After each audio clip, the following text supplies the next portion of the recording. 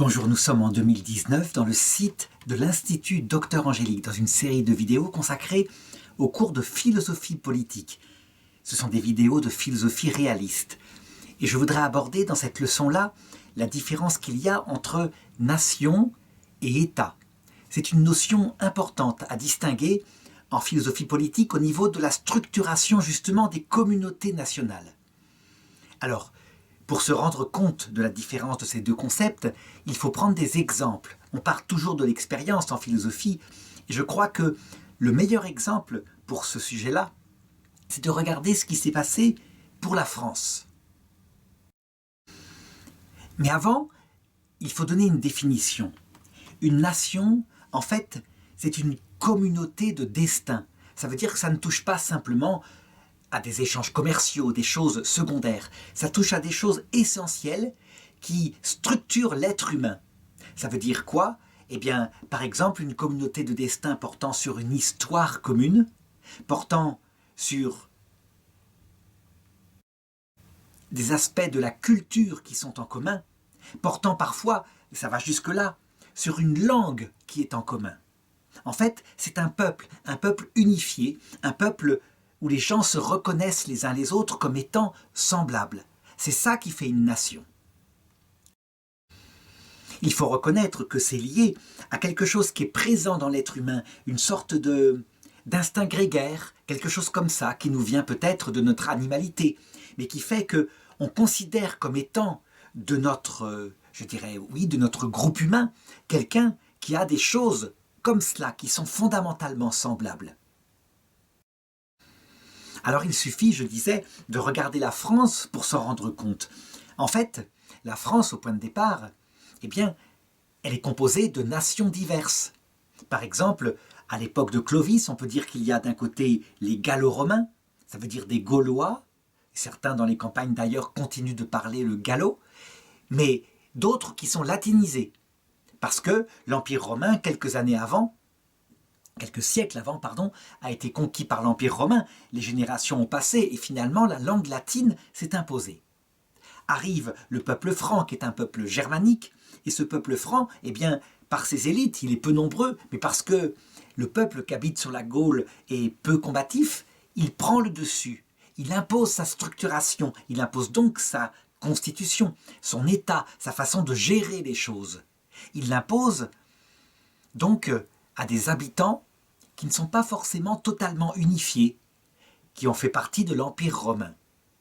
Et peu à peu arrivent des rois, à commencer par Clovis, c'est-à-dire Louis Ier. Clovis, en fait, le nom de Louis, c'est Clovis sans le C, avec le V qui se transforme en U.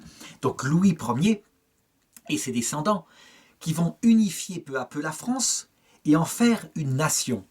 Ça ne se fait pas d'un seul coup, ça se fait progressivement. Et il faut regarder les évolutions de la carte de France pour s'en rendre compte. Par exemple, à l'époque carolingienne, comme la succession politique, c'est-à-dire au niveau de l'État, se fait par le partage équitable entre tous les enfants, eh bien, on peut dire que la France est divisée. Ce n'est pas la France telle qu'on la connaît actuellement.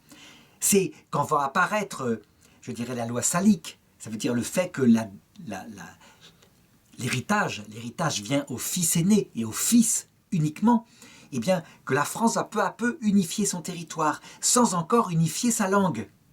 C'est-à-dire que la communauté se fait d'abord autour d'un État français qui devient de plus en plus fort, de plus en plus centralisé à Paris. Mais ce sont divers peuples qui appartiennent, et ces peuples, on sait de quoi ils sont issus. Et puis le temps passe, et peu à peu, une langue commune s'impose. Et puis une religion commune qui se répand jusque dans les campagnes, grâce à quelqu'un comme Saint Martin, qui est un saint qui vit à la fin de l'Empire romain. Mais le catholicisme va créer une unité fondamentale de destin, de croyance, qui ne suffit pas d'ailleurs à faire une nation, parce que le catholicisme, il est partagé aussi par l'Italie. Et l'Italie, manifestement, va suivre un autre destin. Donc, on le voit, il y a l'aspect religieux, il y a le destin commun à travers les rois, il y a un territoire commun, unifié politiquement autour d'un État. Il y a toutes sortes de choses qui vont faire que peu à peu, un peuple apparaît, un peuple qui fait partie de la France. Mais c'est au fur et à mesure que ce destin avance, que, on peut dire, la nation se structure. La fin de la structuration de la nation française, on ne la doit pas au roi, on la doit en fait aux républiques. Et en particulier, par exemple, à la 4e République, à la fin du 19e siècle. Qu'est-ce qu'elle fait pour unifier la France complètement? Eh bien, elle interdit peu à peu dans les écoles les langues régionales. Elle oblige à parler français. Et le fait qu'il y ait une seule langue va, on peut dire, achever de structurer la France dans les frontières telles qu'elle est actuellement.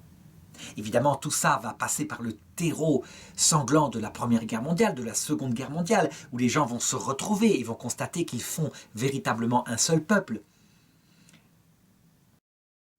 Et on peut le dire actuellement, la France est une nation. Ça veut dire que pendant la Seconde Guerre mondiale, les Allemands ont essayé de voir s'il ne pourrait pas y avoir un séparatisme breton. Non, ça ne marche pas. Et pourtant, la Bretagne fut un royaume indépendant jusque quasiment le XVe siècle, avec Anne de Bretagne qui se maria avec un roi de France, qui explique que la Bretagne fait partie de la France. Non, la Bretagne fait partie de la France, par une communauté de langue, de destin, qui s'est structurée sur les 500 ans où elle a fait partie de la France de cette façon-là. On le voit, ça se fait avec le temps. Par exemple, c'est beaucoup moins net en Espagne. En Espagne, où on sait que l'unité de l'Espagne s'est fait particulièrement fortement à partir de 1492, par là, la Reconquista contre les musulmans, et le mariage d'Isabelle la catholique avec son mari, qui est roi d'Aragon. Donc, les régions espagnoles se souviennent encore qu'elles furent des royaumes indépendants. Et elles s'en souviennent fortement, si bien qu'on voit actuellement, en 2019, où je fais cette vidéo, eh bien, des velléités d'indépendance se mettre encore en jour fortement dans les peuples qui constituent l'Espagne. Donc l'Espagne est un État unifié, une structure constitutionnelle avec un roi, mais manifestement, est-ce que c'est une nation? Eh bien, c'est moins net que pour la France.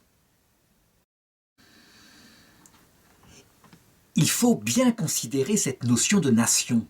En fait, on s'aperçoit qu'elle fait fondamentalement partie de la nature humaine, en fait de notre nature animale. Je le disais tout à l'heure, cet instinct de notre chair qui nous pousse à nous reconnaître dans le semblable. Il faut constater que depuis la fin de la Seconde Guerre mondiale, et suite à cette espèce d'exaltation de la nation qui devient une folie à travers le nazisme, qui veut essayer de réduire la nation à une communauté de races, quelque chose qui est profondément contre nature. C'est plus que ça la nation, c'est pas racial, c'est profondément culturel. Eh bien, il va y avoir une réaction aux nations. Et on va le voir particulièrement 20 ans après la guerre avec la réaction de mai 68, qui va essayer de dire que la nation ne peut être qu'un destin culturel commun. Et même qu'à la rigueur, sur un même territoire, on peut partager des cultures très différentes. Et donc, elle va faire venir en Europe, ne serait-ce que par réaction au nazisme, des cultures profondément différentes, dont certaines vont s'intégrer sans problème. Par exemple, les Asiatiques sont parfaitement français. Les Vietnamiens, par exemple, des Boat People qui sont arrivés dans les années 75, sont clairement français. Ils ont pris des prénoms français, ils font partie de la nation française, et leur visage, qui est asiatique, ne pose absolument aucun problème. Par contre, il va y avoir une nation, avec la religion musulmane, qui est aussi un système politique, qui va refuser cette intégration. Ça veut dire qu'il va vouloir garder sa culture, qu'il va vouloir garder ses mœurs, qu'il va vouloir garder parfois sa langue. Eh bien, je dirais, malgré les tentatives de la génération des 68 de dire « mais non, ça fait partie de la nation française, c'est la nation française telle qu'elle est actuellement », on voit bien, on le constate, que la greffe ne prend pas, et prend de moins en moins. Ça veut dire qu'en fait, la notion de nation n'est pas ce qu'ont voulu en faire par réaction la génération des 68. Elle est quelque chose qui s'impose, quelque chose de plus fondamental, et quelque chose, je le disais, qui est une communauté de destin, mais aussi une culture commune, une religion commune, une conception de ce que c'est que la femme qui est en commun, une langue qui est en commun. Manifestement, la religion a une place importante, ou l'absence de religion, peu importe, mais une religion qui se différencie y compris par des vêtements, et qui ne veut pas adhérer aux lois du pays où elle est entrée, eh bien, manifestement, on voit qu'elle est comme un corps ressenti comme étranger dans la nation française. Et je ne parle pas des musulmans individuellement. Là, ce n'est pas le problème. C'est l'islam plutôt, la communauté musulmane massivement, qui manifestement est en train de faire quelque chose comme une sécession par rapport à la nation française. On pourra le nier, on pourra faire ce qu'on veut, mais la constatation est là, factuellement, c'est là, c'est une réalité. Donc ça permet de comprendre ce que c'est qu'une nation profondément. Quelque chose de charnel, donc. Alors, maintenant, pour distinguer avec ce que c'est qu'un État, il faut regarder un autre exemple qui est très intéressant, qui est l'exemple polonais. On pourrait aussi regarder l'exemple kurde, qui est à peu près analogue. Mais l'exemple polonais, il est significatif parce qu'il s'est résolu autour d'un État. En effet, la Pologne a une histoire au XXe siècle qui est très douloureuse. Et je dirais même au XIXe siècle, XVIIIe siècle, ça commence par là. Hein. Ça veut dire qu'on a véritablement une nation polonaise. On a une langue polonaise, on a une histoire polonaise, qu'on se souvienne par exemple du roi polonais qui vint au secours de l'Empire autrichien lors de l'invasion de la Turquie, qui vint délivrer Vienne qui était assiégée par la Turquie, donc par l'Empire ottoman, il y a à peu près 250 ans, 300 ans. Donc il y avait une nation polonaise avec une histoire, avec une langue, avec une religion, le catholicisme, et c'est quelque chose de net. Seulement, il s'avère que la Pologne a une situation géographique très très difficile. Elle est située entre l'épée, je dirais entre l'enclume et le marteau plutôt. Ça veut dire entre quelque chose de très fort, qui est l'Allemagne, avec des petits États qui n'étaient pas si dangereux que ça au XVIIIe siècle, puisque l'Allemagne était très divisée. Et puis d'autre part, la Russie. La Russie qui était un empire, avec un empereur très fort. Et il s'est avéré qu'à un moment donné, eh bien, les deux gros pays qui étaient autour ont réussi, par des manières que je ne voudrais pas raconter ici, à faire disparaître l'État polonais et à s'accaparer, pour une partie, pour la Russie, une partie du peuple polonais, de sa terre, et pour l'autre partie, ça a été fait par l'Allemagne. Ça a été manifestement, je dirais, très puissamment fait en 1941, 40 pardon, 39 même, lorsque l'Allemagne et l'Union soviétique se sont unis pour attaquer la Pologne, qui s'était reconstituée comme un État, et pour pouvoir le dépecer, pour prendre chacun le morceau qui les intéressait, parce qu'il leur avait appartenu à certains moments de l'histoire. Donc, on a une nation très forte, très unifiée, et, à un moment donné, une absence d'État. Il n'y a pas d'État, ça veut dire qu'il n'y a pas de constitution commune, il n'y a pas un seul pays avec son chef de gouvernement, mais cette nation est divisée en deux pays qui se sont partagés avec l'Allemagne et la Russie. Et bien voilà, typiquement, ce qui permet d'illustrer la différence entre nation et État. Il existe parfois des nations qui n'ont pas d'État. C'est le cas actuellement des Kurdes. C'est une nation qui est située sur la Turquie, la Syrie, l'Irak, et qui manifestement n'aura pas d'État, parce que ces trois pays veulent garder les terres sur lesquelles le peuple kurde, qui a une langue particulière, une culture particulière, est installé. Mais il y a un peuple kurde, manifestement. Alors on sent bien, évidemment, que cette chose-là qui est apparue après la Première Guerre mondiale pour le peuple kurde est une chose non naturelle et une chose qui peut faire exploser dans ces territoires-là diverses guerres qui ne s'arrêteront peut-être pas d'ici demain. On peut donc dire pour conclure que ce qui est le plus important, c'est évidemment d'appartenir à une nation, c'est ce qui structure les personnes et leur donne une racine, mais que lorsque la nation peut correspondre à l'État, c'est mieux. Lorsque un empire conquiert plusieurs nations et l'unifie autour d'un roi des rois, c'est-à-dire un empereur, eh bien les choses sont plus fragiles. C'est ce qu'on a vu par exemple avec l'empire austro-hongrois ou l'empire ottoman. Au moment de la guerre 14, ils ont explosé. Pourquoi? Parce que justement, leur unité tenait finalement à la constitution et à l'empereur, mais ne tenait pas au peuple qui eux-mêmes, eh bien, voulait se séparer. C'est un petit peu la même chose qu'on voit en Belgique, où on a un État, l'État belge, et puis manifestement dedans, il y a deux nations. Pourtant la religion est la même, à l'origine c'est le catholicisme, aussi bien pour la Flandre que pour la Wallonie, mais manifestement, comme la langue n'est pas la même, comme à certains moments un peuple a été plus pauvre que l'autre, et puis réciproquement, eh bien manifestement l'unité ne s'est pas faite. Ce sont des étrangers dans un même État.